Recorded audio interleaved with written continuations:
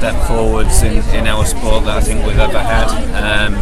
Makes a huge difference to actually be able to make or have chance of making a living out of prize money, and let's hope it continues for a long time and we get more and more of the classes, because it's just made some difference to my life in terms of the pressure at home and being able to come home with a nice cheque occasionally. Alice, at the end of the series, has it all gone to plan? Oh, do you know what? I'm just so proud of the team. I mean, it has been an amazing team that's put this Masters series together, with Martin Johnson, Hannah Vowles, obviously headed up by Chris and Lisa Stone. Paul Tapner's been incredible in his dynamism and his work rate. It's just been amazing. And obviously Bruce Haskell in there as well, and Jen. I mean, you know, there's going to be someone that I've missed out and they're going to be furious, because it's just been extraordinary. Everyone's come together.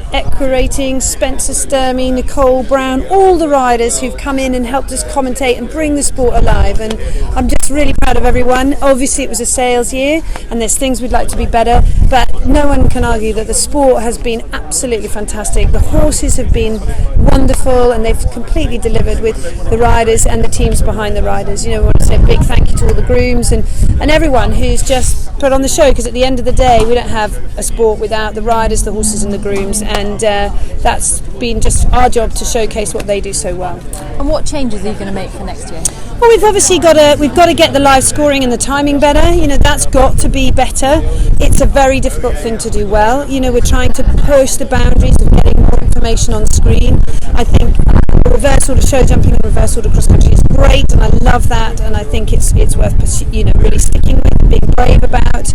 I think the riders know they've now got to have a calibre of horse that's really good, because the show jumping is consistently strong in the show jumping, and we want to stay that way. Every phase needs to be influential, but I think, you know, we want to use more technology. Our new partner SAP is an extraordinarily dynamic partner, and I think the opportunities that they're going to provide for us are just so exciting.